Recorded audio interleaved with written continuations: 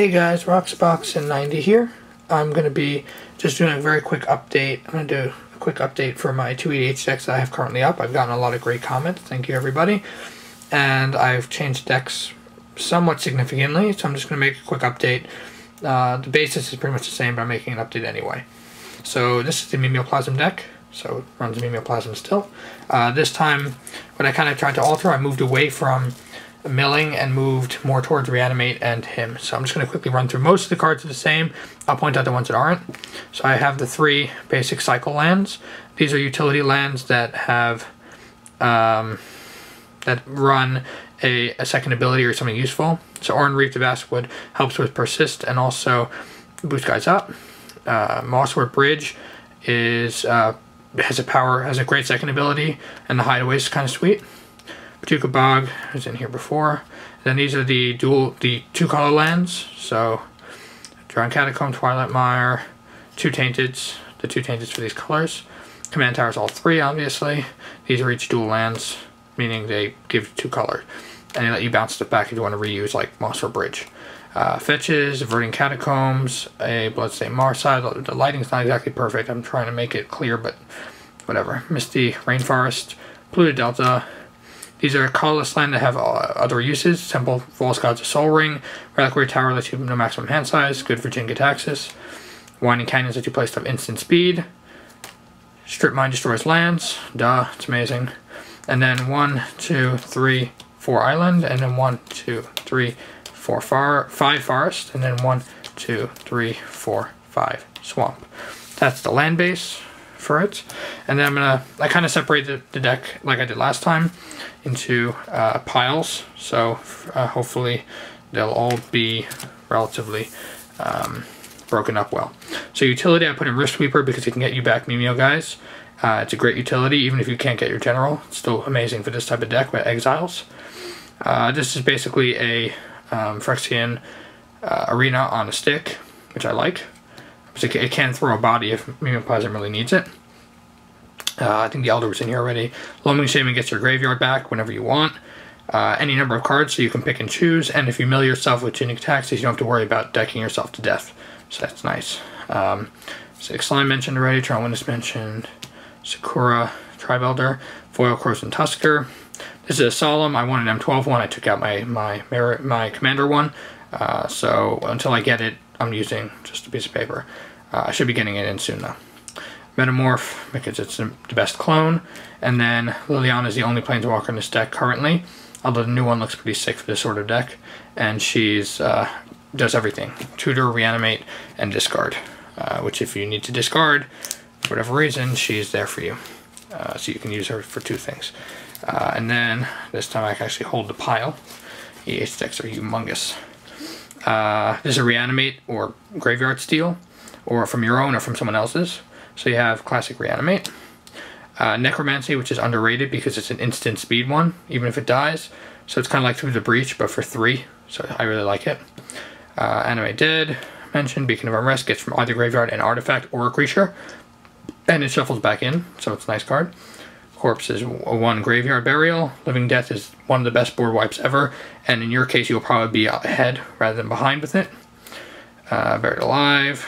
These are right. So those are the reanimate or graveyard placing cards. Besides for discard, which you can do if you need to. Then there's board wipes. So Life's Finale, Decree of Pain are the only 2 board wipes in here currently. It doesn't really need more because it's made for a 1v1. Or a 3-player game. It's not really made for bigger than that. Beast Within. Ashes to Ashes, one of the best removal of all time for EDH. It just removes 2 creatures for 3. You take 5 damage, but I mean, come on. It's amazing. And especially because if someone counters it, you don't lose the 5 life before. Because it says it removes 2 cards and then you lose 5 life. So if someone counters it, you won't lose the 5 life, unlike Harrow, that you'll lose the land. So that's also sweet, and it's a quarter, so you guys can get it for nothing.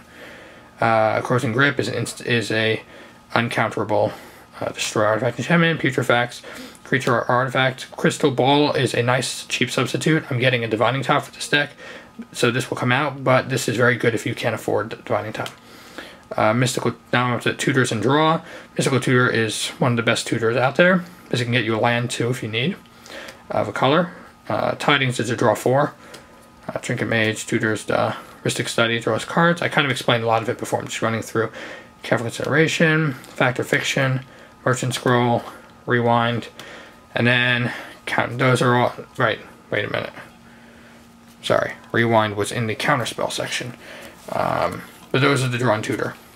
Then Counterspell, we have Rewind, Void Slime, Spell Crumple, Hinder, Dissipate, Pact of Negation, Galena Lendra Archmage.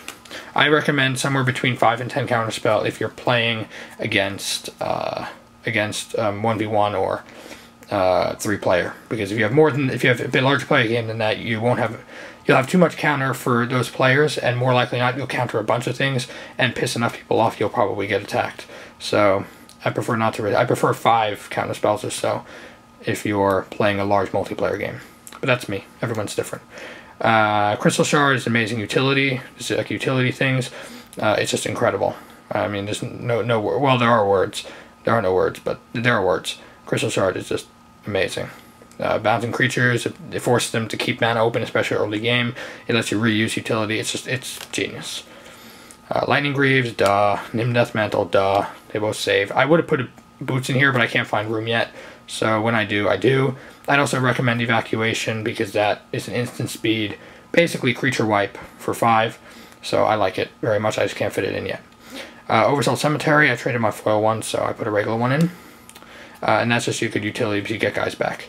Ramp, we have Cultivate, Darksteel Ingot, Soul Ring, Expedition Map because it gets you any land, and I found that I sometimes need to get things like Temple of the False God that I really need ramp, so it's really nice.